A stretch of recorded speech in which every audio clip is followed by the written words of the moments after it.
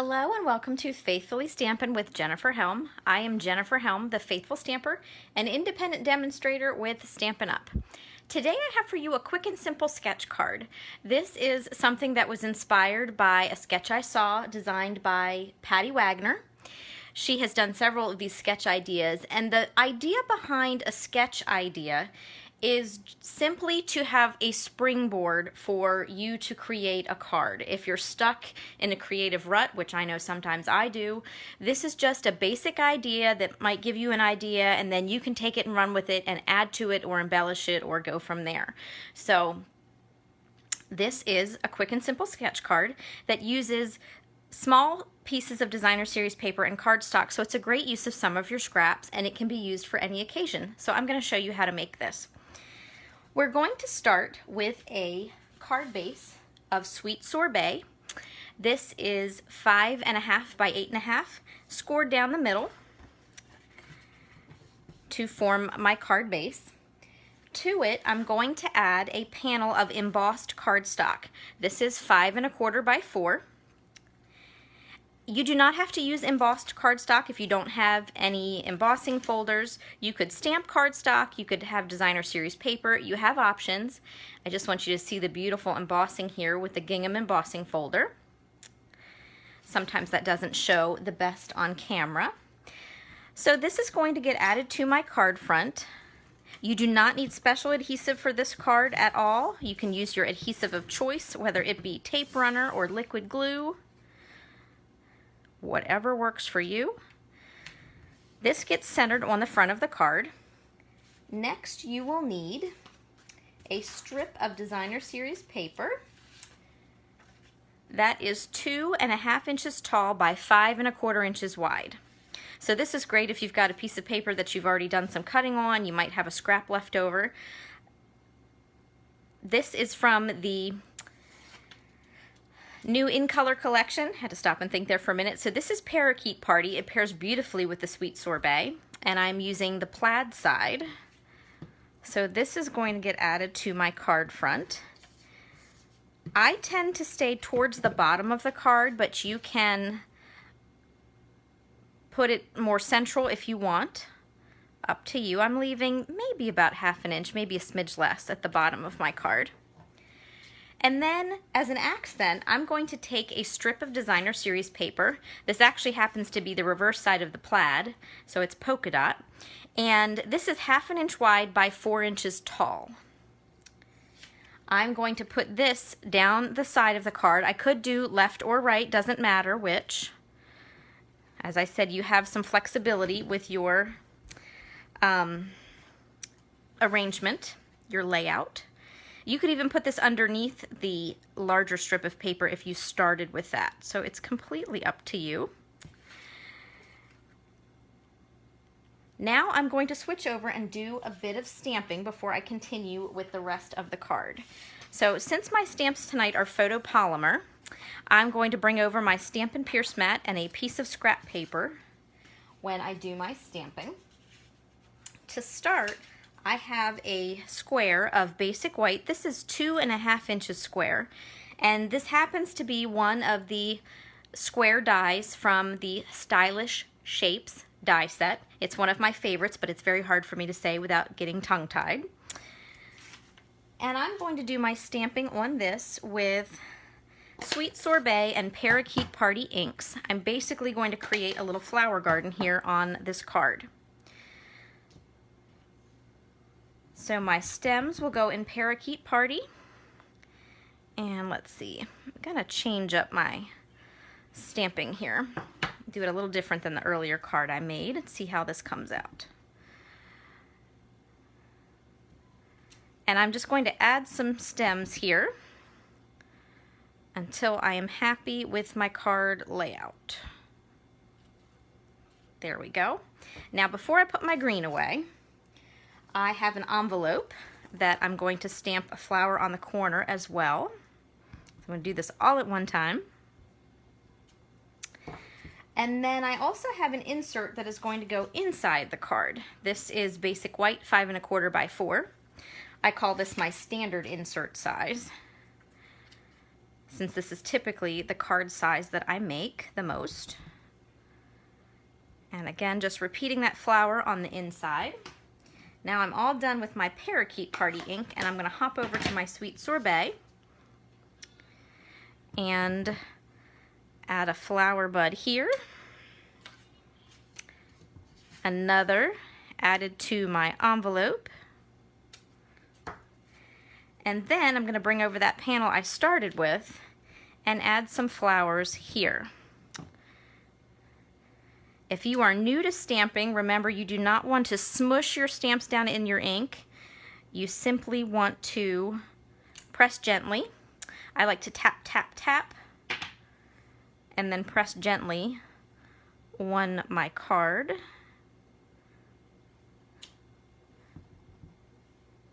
That way you don't get too much ink in places where you don't want ink. There we go. I think I'm going to call that good. I will show you how differently your cards can look each time you stamp even the same flower images, just based on your placement. All right, so that is all finished. To finish my flowers, I am going to grab my Daffodil Delight blend. Pardon, this is the light of the set. We have light and dark in each color. Ooh.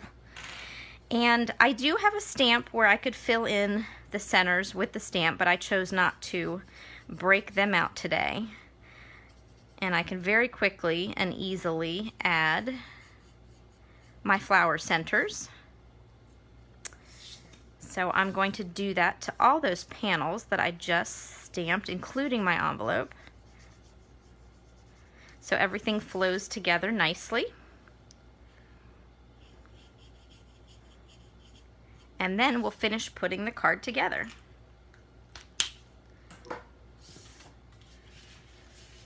So for the front of the card, we're going to layer our stamped image here on a square that is 2 3/4 inches square of Sweet Sorbet. Now I could pop this with dimensionals. I'm going to attach this flat and then add the whole panel with some dimensionals. But it's up to you. Got a little crumb, get out of the way there. Now, my dimensionals for the back. If you're adding dimensionals to a piece, just remember to have even coverage. You don't want a large panel that sags in the middle. So make sure you have those evenly distributed. And then, once I get all the backings off, this goes on the front of the card. Whoop. You can add this panel a little towards the top, a little towards the bottom, or square in the center, which is what I'm going to do. I'm going to move it down a little bit. It does not have to be super close to your strip of Designer Series paper there. Now, I'm going to add a little bit of a sentiment. So I pre-cut and stamped a few circles. This is from the Stylish Shapes set as well. This one is Parakeet Party, and it was one size larger than the smallest die, where I used the Sending Cheer sentiment from the Bottled Happiness stamp set that we have. I'm going to layer these together and then add this to the card. And I could add this at the top, at the bottom, doesn't really matter. I'm going to run a little bit of adhesive on one side and then a dimensional on the other, since it's going to cover both. It's going to cover the panel a little bit, but also be on my card front. So I think for this one, let's see, I think I'm going to put it up here. You could place it wherever you liked. I think I like that a little bit more towards the top today. And then for one finishing touch, I'm going to add some of our in color matte decorative dots using my Take Your Pick tool. You can either use the spatula end or the piercing end to lift your dimensionals or your embellishments up.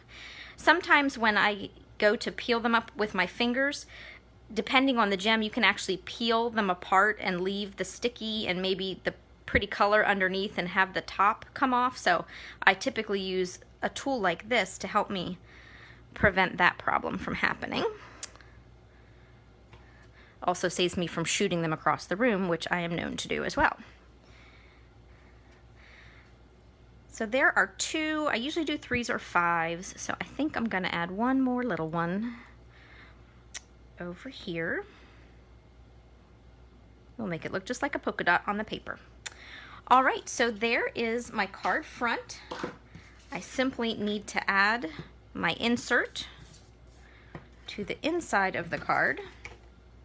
Ran over the edge a little with my adhesive, so I'm just tucking that behind. This gets centered inside, just like that. And there is my card. Very quick, simple sketch idea. Like I said, that can be a springboard for your projects. And I did want to show you the 3 cards that I made using this design today all look different. So there's one. Here's another where I added some bling up here to fill in the space. And then one more as well. So based on where I stamped my flowers, the whole look came out differently. So, but all beautiful. And you're not tied in just to this design. You have options, which is one of my favorite things to share with you. So I have this beautiful card. The layout is basically the same. My square in the middle is a little bit larger. The original design that Patsy had shared had the larger 3-inch square, and I wanted to make it a little smaller on my original design. I used designer series paper in the back with a coordinating strip underneath the smaller panel that I used with the embossing folder. So you can mix and match.